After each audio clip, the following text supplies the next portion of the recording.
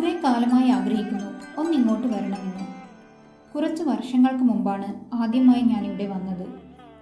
ബക്കളം പീലേരിയിലുള്ള പുതിയ പുരയിൽ വീട്. എൻ്റെ അച്ഛൻ്റെ അമ്മയുടെ തറവാടാണത്. വീടിൻ്റെ ഒരു വശത്ത് നിന്ന് നോക്കിയാൽ വലിയ വയലുകൾ കാണാം. നിറയെ മരങ്ങൾ നിറഞ്ഞ ഒരു പറമ്പിലാണ് വീട് നിൽക്കുന്നത്. വീടിൻ്റെ ഇടതുവശത്ത് മുമ്പിലായി ഒരു കിണറുണ്ട്. ഏതാണ്ട് 100-200 കൊല്ലങ്ങൾക്കപ്പുറം പഴക്കം കാണും ഈ വീടിന്. ഇപ്പോൾ ഈ വീട്ടിൽ ആരും താമസിക്കുന്നില്ല. എങ്കിലും വീടിന് വലിയ കുഴപ്പമൊന്നുമില്ല. താഴത്തെ നിലയിൽ 3 മുറികളും ഒരു ചായ്പും, അതുകൂടാതെ മുകളിൽ മച്ചുമുണ്ട്. വീടിൻ്റെ അകത്തൊക്കെ ഇപ്പോഴും ചാണകം മെഴുകിയിട്ടാണുള്ളത്. കോനായിൽ നിന്നും നേരെ കയറുന്നത് ഒരു ഇടനാഴിയിലേക്കാണ്. ഒക്കെ കണ്ടും അനുഭവിച്ചും നടക്കുമ്പോൾ MT കഥകളിലെ വീടുകളുടെ വർണ്ണനകൾ അറിയാതെ ഓർമ്മ വന്നു. ഇപ്പോഴും പഴയ പാത്രങ്ങളും കസേരയും മറ്റും ഇവിടെയുണ്ട്. എല്ലാവർക്കും കൂടിയിരിക്കാൻ കോലായിൽ തന്നെ ഒരു മൂലയ്ക്ക് പൂമുഖമുണ്ട്.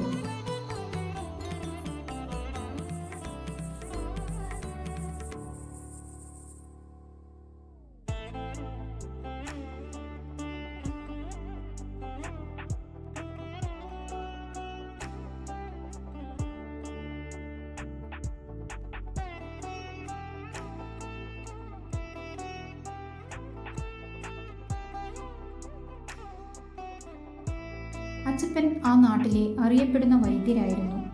ഒരിക്കൽ ചികിത്സയ്ക്കായി തോണിയിൽ പുഴ കടക്കുമ്പോൾ മരുന്നുകൾ സൂക്ഷിച്ച ചെല്ലപ്പെട്ടി പുഴയിൽ വീണു. ഒപ്പമുള്ളവർ പുഴയിലേക്ക് ചാടാൻ ശ്രമിച്ചപ്പോൾ അദ്ദേഹം അവരെ തടഞ്ഞു. താനേ പോയത് തനിയെ വരും എന്ന് അദ്ദേഹം വിശ്വസിച്ചിരിക്കാം. ഏതായാലും പുഴ മുറിച്ച് കയറും മുമ്പേ ചെല്ലപ്പെട്ടി അദ്ദേഹത്തിൻ്റെ കയ്യെത്തും ദൂരത്ത് പുഴയിൽ താനേ പൊങ്ങി വന്നു എന്നത് പല തലമുറകൾ കൈമാറി ഞാനും കേട്ടിരുന്നു. എന്തായാലും ഒരു നിയോഗം പോലെ നമ്മുടെ കുടുംബത്തിൽ ഇപ്പോഴും വൈദ്യപാരമ്പര്യവും ചികിത്സയും തുടരുന്നവർ ഉണ്ടെന്നത് സന്തോഷം നൽകുന്നു. അടുത്ത തറവാട് ക്ഷേത്രത്തിൽ നിന്നും എല്ലാ കൊല്ലവും അവിടെ കെട്ടിയാടുന്ന തെയ്യങ്ങൾ ഈ തറവാട്ടിൽ വരാറുണ്ട്.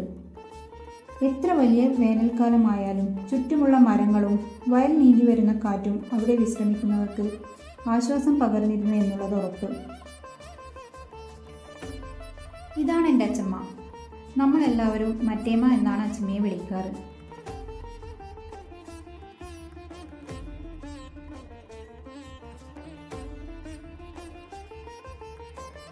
ഇത് മറ്റേമ്മയും സഹോദരങ്ങളുമാണ്. ഇവരിൽ 2 പേരെ ഇപ്പോൾ ജീവിച്ചിരിപ്പുള്ളൂ.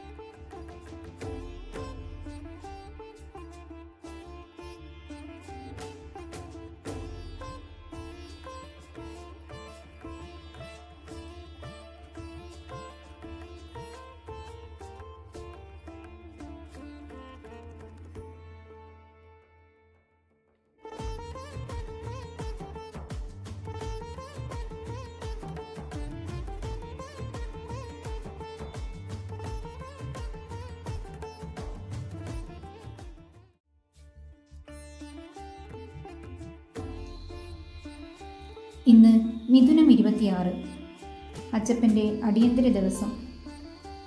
അച്ചമ്മയുടെ 2 തലമുറയ്ക്ക് മുന്നേയുള്ള കാരണവരായിരുന്നു അവർ. തെക്കേ അറ്റത്തെ മുറിയിൽ അച്ചപ്പൻ എന്ന് നമ്മളെല്ലാവരും വിളിക്കുന്ന ദിവ്യസിദ്ധികളുണ്ടായിരുന്ന കാരണവരുടെ സാന്നിധ്യമുണ്ടെന്നാണ് വിശ്വാസം. ആ മുറിയിൽ ഒരൊഴിഞ്ഞ പീഠമുണ്ട്. അവിടെ പ്രത്യേക ദിവസങ്ങളിൽ വിളക്ക് കൊളുത്തി വയ്ക്കും.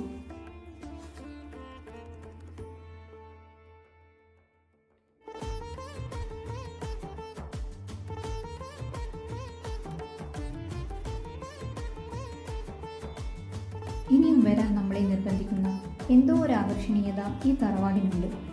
വരണമിടയ്ക്ക് ഈ ഭൂമിയിൽ നമുക്ക് അസ്തിത്വം ഉണ്ടാക്കി തന്നവരുടെ ഓർമ്മകൾക്ക് കൂട്ടിരിക്കണം വല്ലപ്പോഴുമെങ്കിലും.